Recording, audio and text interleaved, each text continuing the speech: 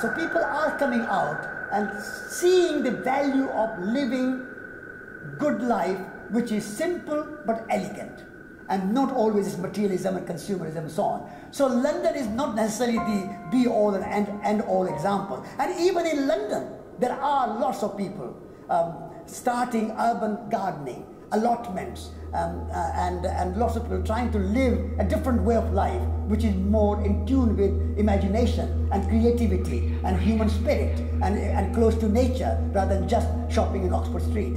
Although when you see Christmas in Oxford Street, you have what kind of world we live in. But I'm not pessimist. I think that this crisis, which we are going through, the debt crisis, the economic crisis, so-called recession. I mean, we want zero growth, and not economic growth, but growth in well-being. What is the purpose of economic growth if there's no well-being, if there are people not happy, if the families are not well together, if the communities are not in good heart? Then what's good of just economic growth? So I think now people are beginning, slow beginning, a long way to go. So we don't have to have any complacency, but there's a good small beginning. And I think if we all in this room become the leaders, and the leaders are not going to be coming from Westminster or House of Commons or White House or some big central government buildings or government organizations. Leadership has to come from the people at the grassroots level. So here you are all leaders, and we are all potential activists.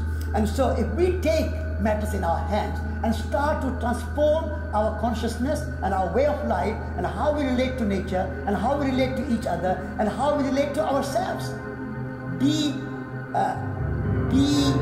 joyful and well within yourself, because you cannot start making a world better place if you are not in a better place in your own heart and spirit and mind. And so love and compassion, like the Dalai Lama, is a great teacher of our time. One of the most wonderful things that in this materialistic world and consumerist world that we have is somebody like the Dalai Lama. And there are many such great examples that we have. So there are good teachers and we can learn from them. And by the way, I think the Dalai Lama is soon going to come to England, to London, and he will be speaking at the Albert Hall, I think.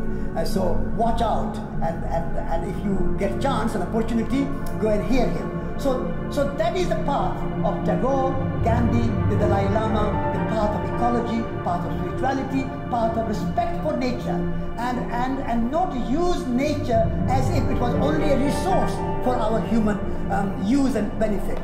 Nature had intrinsic value. Nature is good in itself. And as we believe in human rights, we have to also believe in nature rights.